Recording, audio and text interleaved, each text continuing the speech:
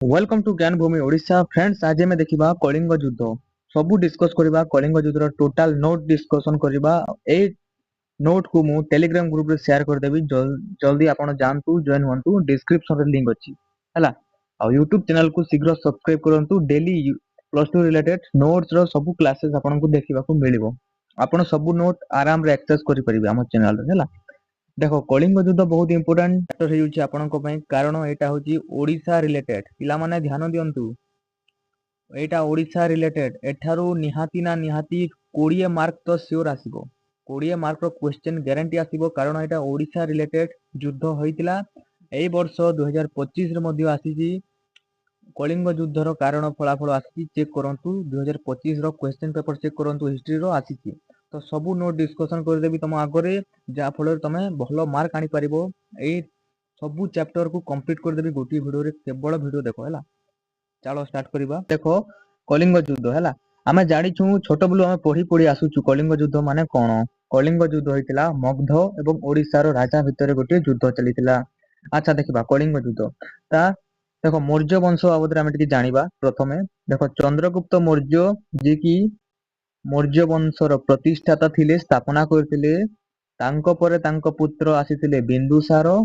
तापरे बिंदुसारଙ୍କ पुत्र अशोक मगध शासन आरोहण करथिले। एज वी ऑल नो, आमे समस्ते जानिछु प्रथमे चंद्रगुप्त मौर्य, तापरे बिंदुसार, तापरे बिंदुसारर पुत्र अशोक एई मगध सिंहासन आरोहण करथिले। एटा बेसिक पिला माने जानंतु हला। तापरे देखिबा कलिंग युद्धर कारण। कलिंग युद्धर कारण कोन थिला, काहे कि कलिंग युद्ध हला ता जानिबा इंपोर्टेंट ना।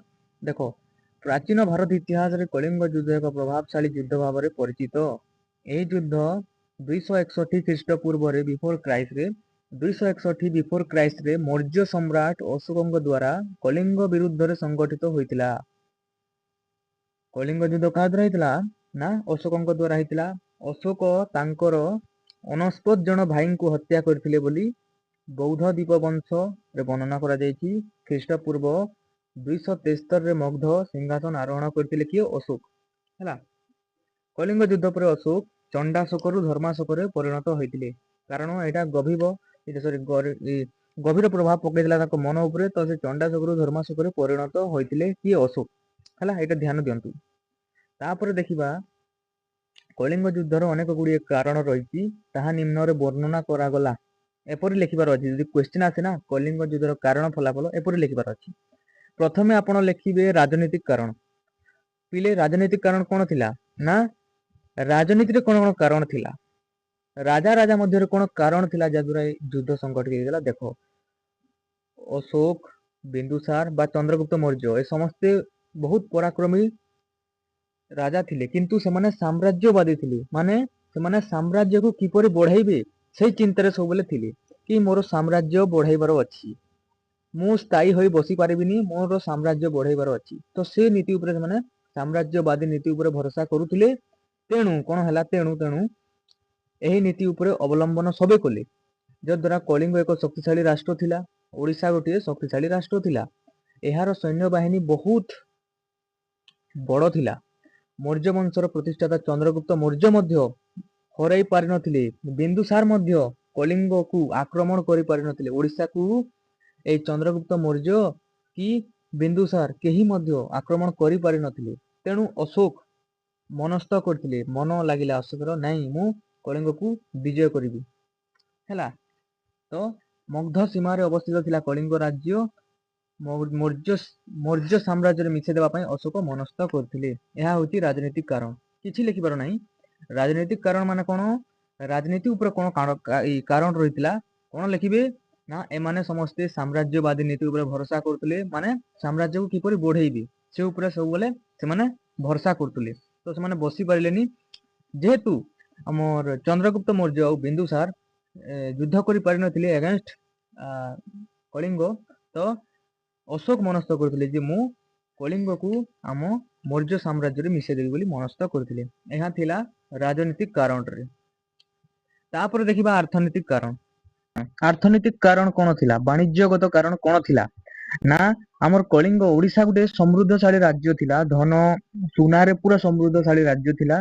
धन धान्य रे परिपूर्ण थिला। କଳିଙ୍ଗ ଥିଲା ଅନେକ ବନ୍ଦର ସମୁଦ୍ର ତଟବର୍ତ୍ତୀ ଅଞ୍ଚଳ ଥିଲା ନା କଳିଙ୍ଗ ବଙ୍ଗୋପସାଗର ପାଖରେ ଅଛି ଓଡ଼ିଶା।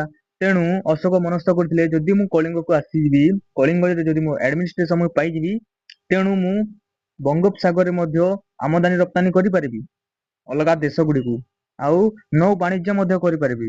ତ ନୌକାରେ ମୁଁ ବାଣିଜ୍ୟ ମଧ୍ୟ କରିପାରିବି ବଙ୍ଗୋପସାଗର ଦ୍ଵାରା। ତେଣୁ ସେ ସମୁଦ୍ର ତଟବର୍ତ୍ତୀ ଅଞ୍ଚଳକୁ ବେଶୀ ଫୋକସ କରିଥିଲେ। ନିକଟବର୍ତ୍ତୀ ଥିଲା କଣ ଥିଲା ନା ଆମର କଳିଙ୍ଗ ରାଜ୍ୟ।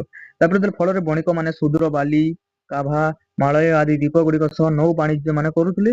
ଉତ୍ତରରେ ମହାନଦୀ ଠାରୁ ଗୋଦାବରୀ ନଦୀ ପର୍ଯ୍ୟନ୍ତ କଳିଙ୍ଗ ବିସ୍ତୃତ ଥିଲା। ତେଣୁ ସେହି ସମୃଦ୍ଧଶାଳୀ ରାଜ୍ୟକୁ ଜୟ କରିବା ପାଇଁ ଇଚ୍ଛା ପ୍ରକଟ କରିଥିଲେ କିଏ ଅଶୋକ ହେଲା।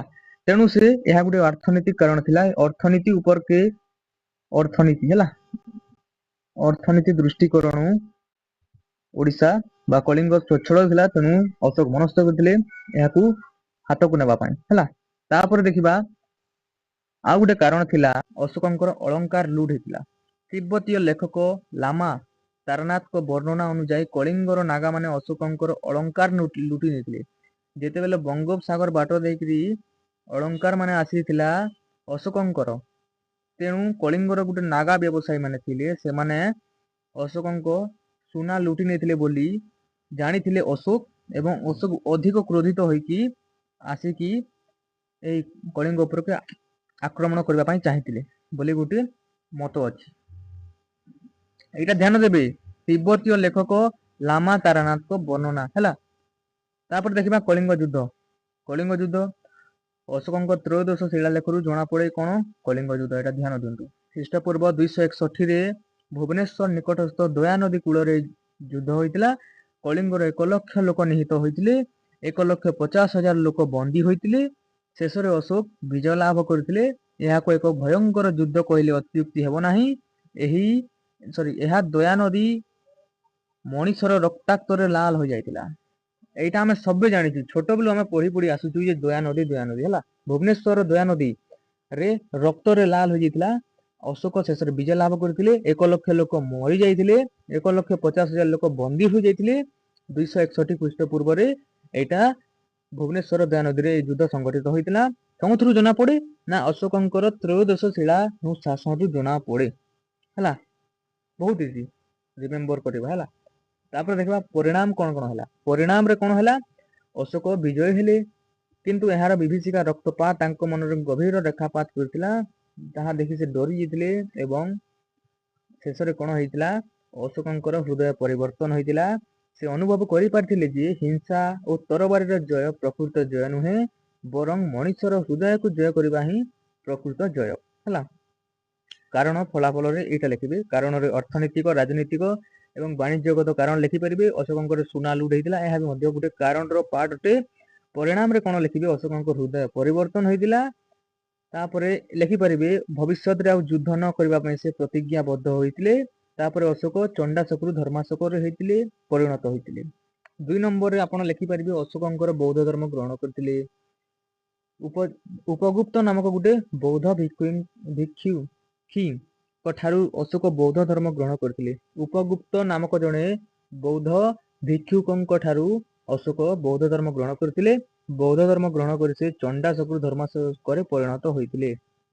ଏଇଟା ଧ୍ୟାନ ଦେବେ ଉପଗୁପ୍ତ ନାମକ ଗୋଟେ ବୌଦ୍ଧ ଭିକ୍ଷୁକ ଥିଲେ ଯେ କି ଅଶୋକଙ୍କୁ ବୌଦ୍ଧ ଧର୍ମରେ ଦୀକ୍ଷିତ କରାଇଥିଲେ। ଏଇଟା 1 ମାର୍କ କ୍ୱେଶ୍ଚନରେ ଆସେ। ଚଣ୍ଡାଶୋକରୁ ଧର୍ମାଶୋକରେ ପରିଣତ ହୋଇଥିଲେ। ଭେରୀ ଘୋଷ ପରିବର୍ତ୍ତେ ଧର୍ମ ଘୋଷ ଯୁଦ୍ଧ ପରିବର୍ତ୍ତେ ତାଙ୍କ ମନ ପରିବର୍ତ୍ତନ ହେଲା ବୋଲି ଏହା କୁହାଯାଇଛି। ଭେରୀ ଘୋଷରେ ଯୁଦ୍ଧର ଘୋଷଣା ଆଉ ଧର୍ମ ଘୋଷରେ ଧର୍ମର ଘୋଷଣା କରାଗଲା। ଯୁଦ୍ଧର ଘୋଷଣା ପରିବର୍ତ୍ତେ ଧର୍ମର ଘୋଷଣା ହେଲା। ଏହା ସେ ଆହ୍ୱାନ କରିଥିଲେ। ବିହାର ଯାତ୍ରା ପରିବର୍ତ୍ତେ ସେ ଧର୍ମ ଯାତ୍ରା ଆରମ୍ଭ କରିଥିଲେ। ବିହାର ଯାତ୍ରା କରିବା ପାଇଁ ସେ ଯାଉଥିଲେ ନା ଯୁଦ୍ଧ କରିବା ପାଇଁ ତା ପରିବର୍ତ୍ତେ ଧର୍ମ ଯାତ୍ରା ଆରମ୍ଭ କଲେ। ନିଜ ଧର୍ମ ପ୍ରଚାର କଲେ। ବୌଦ୍ଧ ଧର୍ମର ବିକାଶ କରାଗଲା। ଏପରି କାର୍ଯ୍ୟ କରାଗଲା। ଆଫ୍ଟର କଳିଙ୍ଗ ୱାର ହେଲା ଅଶୋକଙ୍କ ବୌଦ୍ଧ ଧର୍ମ ପ୍ରସାର କରାଗଲା। ପାଟଳିପୁତ୍ର ଠାରେ ତୃତୀୟ ବୌଦ୍ଧ ସମ୍ମିଳନୀ ଆୟୋଜନ ହୋଇଥିଲା। ଏଇଟା ଧ୍ୟାନ ଦିଅନ୍ତୁ 1 ମାର୍କ କ୍ୱେଶ୍ଚନ ଧ୍ୟାନ ଦିଅନ୍ତୁ ନୋଟ କରନ୍ତୁ। କୋଉଠାରେ ତୃତୀୟ ବୌଦ୍ଧ ସମ୍ମିଳନୀ ହୋଇଥିଲା ପାଟଳିପୁତ୍ର ଠାରେ। ଆଉ ଏହି ସମ୍ମିଳନୀର ସଭାପତିତ୍ୱ କିଏ କରିଥିଲେ ମୋଗଲିପୁତ୍ର ତିସା। ଅଶୋକ ନିଜର ପୁତ୍ର ମହେନ୍ଦ୍ର ଆଉ କନ୍ୟା ସଂଘମିତ୍ରାକୁ ଧର୍ମ ପ୍ରଚାର କରିବା ପାଇଁ ପଠେଇଥିଲେ ସିଂହଳ ରାଜ୍ୟକୁ। କୋଉ ରାଜ୍ୟ? ସିଂହଳ ରାଜ୍ୟକୁ। ପୁତ୍ର ଥିଲେ ମହେନ୍ଦ୍ର, କନ୍ୟା ଥିଲେ ସଂଘମିତ୍ରା। ଧ୍ୟାନ ଦିଅନ୍ତୁ ହେଲା। ଧର୍ମ ମହାମାତ୍ର ନାମକ ଗୋଟିଏ କର୍ମଚାରୀ ନିଯୁକ୍ତ କରିଥିଲେ ଯେଉଁମାନେ ଆଧ୍ୟାତ୍ମିକ ଉନ୍ନତି ପାଇଁ ଜନସାଧାରଣଙ୍କୁ ଶିକ୍ଷା ଦେଉଥିଲେ। ଅଶୋକଙ୍କ ପ୍ରଚେଷ୍ଟାରେ ବୌଦ୍ଧ ଧର୍ମ ଏକ ବିଶ୍ୱ ଧର୍ମରେ ପରିଣତ ହୋଇପାରିଥିଲା। ବୌଦ୍ଧ ଧର୍ମ ବିକାଶ ହେଇକି ଇଣ୍ଟରନ୍ୟାସନାଲ ଦିଗକୁ ମଧ୍ୟ ଯାଇଥିଲା। ଚୀନରେ ଏବେ ବୌଦ୍ଧ ଧର୍ମ ମଧ୍ୟ ଅଛି, ସିଙ୍ଗାପୁର, ଚୀନ ହେଲା। ବହୁତ ୱେଷ୍ଟ ଏସିଆ ହଉ କି ସେଣ୍ଟ୍ରାଲ ଏସିଆ ସବୁ ଆଡ଼କୁ ଏଇ ବୌଦ୍ଧ ଧର୍ମର ବିକାଶ କରିଥିଲା, ପ୍ରସାର ପ୍ରୋପାଗେଟିଂ ଚାଲିଥିଲା ହେଲା। ଭୁବନେଶ୍ୱର ନିକଟବର୍ତ୍ତୀ ଧଉଳି ଗଞ୍ଜାମର ଜିଲ୍ଲାର ଜୌଗଡ଼ ଠାରେ ଅଶୋକଙ୍କର ଶିଳାନୁଶାସନ ରହିଛି ହେଲା। ସମସ୍ତ ମନୁଷ୍ୟମାନେ ମୋର ସନ୍ତାନ, ମୁଁ ମୋ ନିଜ ସନ୍ତାନ ସନ୍ତତିଙ୍କ ପାଇଁ ଇହଲୋକ ଓ ପରଲୋକରେ ତାର ସୁଖ କାମନା କରେ, ତାହା ମୁଁ ସମସ୍ତ ମନୁଷ୍ୟମାନଙ୍କ ପାଇଁ କାମନା କରେ। ଏଇଟା ତାଙ୍କର ୱାର୍ଡ, ଏଇଟା ଧ୍ୟାନ ଦିଅନ୍ତୁ, ଏଇଟା ମନେ ରଖିଥାନ୍ତୁ, ଆପଣ ଲେଖିପାରିବେ ଏକ୍ଜାମରେ ହେଲା। ତାପରେ ଫଳାଫଳରେ କଣ ଥିଲା? କଳା ଓ ସ୍ଥାପତ୍ୟର ବିକାଶ। କଳା ସ୍ଥାପତ୍ୟର ବିକାଶ କରିଥିଲେ। ବିଭିନ୍ନ ସ୍ତମ୍ଭ, ସ୍ତୂପ, ବିହାର ଆଦି ନିର୍ମିତ ହୋଇଥିଲା। ମଥୁରା, ସାରନାଥ, କୁଶୀନଗର, ତକ୍ଷଶିଳା ଆଦି ସ୍ଥାନରେ କଳା ସ୍ଥାପତ୍ୟ କ୍ଷେତ୍ରରେ ଏକ ନୂତନ ଯୁଗର ଆରମ୍ଭ ହୋଇଥିଲା। ପାଳି ଭାଷା ଭାରତରେ ସଂସ୍କୃତର ଏକତା ସୃଷ୍ଟି କରିବାରେ ସହାୟକ ହେଉଥିଲା। ତାପରେ କଣ ହେଲା? ବିଶ୍ୱ ଭ୍ରାତୃତ୍ୱ ପ୍ରତିଷ୍ଠା ପାଇଁ ଉଦ୍ୟମ କରାଗଲା। ଦ୍ୱିତୀୟ ଆଣ୍ଡିଓକୋସ୍, ମିଶର ଶାସକ ଦ୍ୱିତୀୟ ଟଲେମି ଫିଲାଡେଲଫସ୍ ହେଲା, ମିସୋଡୋନିଆର ଶାସକ ଆଣ୍ଟିଗୋନାସ୍ ଆଦି ରାଜାମାନଙ୍କ ସହ ସୁସମ୍ପର୍କ ସ୍ଥାପନ କରିଥିଲେ କିଏ? ଅଶୋକ। ସମଗ୍ର ବିଶ୍ୱରେ ଅହିଂସାର ବାଣୀ ପ୍ରଚାର କରିଥିଲେ ଅଶୋକ। ତ ସବୁ ଦେଶ ସାଙ୍ଗରେ ଭଲ ମିତ୍ରତା ସେ ସୃଷ୍ଟି କରିପାରିଥିଲେ ଯେତେବେଳେ ସେ ଚଣ୍ଡାଶୋକରୁ ଧର୍ମାଶୋକ ହୋଇଥିଲେ ଆଉ ବୌଦ୍ଧ ଧର୍ମ ଗ୍ରହଣ କଲେ। ତାପରେ ଏଇ ସବୁ ଜିନିଷ ଉପରେ ସେମାନେ ଫୋକସ କଲେ, ଏଇଟା ଧ୍ୟାନ ଦିଅନ୍ତୁ, ଫଳାଫଳରେ ଆପଣ ଲେଖିପାରିବେ। ବିଶ୍ୱ ଭ୍ରାତୃତ୍ୱ ପ୍ରତିଷ୍ଠା ପାଇଁ ଉଦ୍ୟମ କରାଗଲା ହେଲା। ଶେଷରେ କଣ ହୋଇଥିଲା? ବୌଦ୍ଧ ଧର୍ମ ଏକ ବିଶ୍ୱ ଧର୍ମରେ ମାନ୍ୟତା ପାଇଥିଲା। ପିଲାମାନେ, ବୌଦ୍ଧ ଧର୍ମ ଗେନ୍ ହେଇକି ବିଶ୍ୱ ଧର୍ମରେ ପ୍ରକାଶ ପାଇଥିଲା। ଅଲଗା ଦେଶ ମାନଙ୍କରେ ମଧ୍ୟ ବୌଦ୍ଧ ସନ୍ନ୍ୟାସୀ ଦେଖିବାକୁ ମିଳିଲେ ଆଉ ବୌଦ୍ଧ ଧର୍ମର ଫଲୋଅର୍ସ ବହୁତ ବଢିଗଲା ସେ ସମୟରେ। ତ ଭିଡିଓ କେମିତି ଲାଗିଲା କମେଣ୍ଟ ମାଧ୍ୟମରେ ଜଣାନ୍ତୁ। ନେକ୍ସଟ ଭିଡିଓରେ ଆମେ ପଢିବା ମୌର୍ଯ୍ୟ ଶାସନ ହେଲା, ମୌର୍ଯ୍ୟ ଆଡମିନିଷ୍ଟ୍ରେସନ ପଢିବା। ଟୋଟାଲ ଲଙ୍ଗ କ୍ୱେଶ୍ଚନ ମୁଁ ଡିସ୍କସ କରିଦେବି। ଏଇଥିରେ ଆପଣ ଜାଣିଲେ କଳିଙ୍ଗ ଯୁଦ୍ଧର କାରଣ ଫଳାଫଳ। ଏକ୍ସାମରେ ଯୋଉ ବି କ୍ୱେଶ୍ଚନ ଆସିଲା ଆପଣ ଲେଖିପାରିବେ। ଟେଲିଗ୍ରାମରେ ଜଏନ୍ ହୁଅନ୍ତୁ, ଡିସ୍କ୍ରିପସନରେ ଲିଙ୍କ ଅଛି। ଏଇ ପିଡିଏଫ୍ ବା ଏଇ ନୋଟ୍ ମୁଁ ସେଠାରେ ସେୟାର କରିଦେବି। ୟୁଟ୍ୟୁବକୁ ସବସ୍କ୍ରାଇବ କରିଦିଅନ୍ତୁ। ରହିଲି, ଜୟ ଜଗନ୍ନାଥ।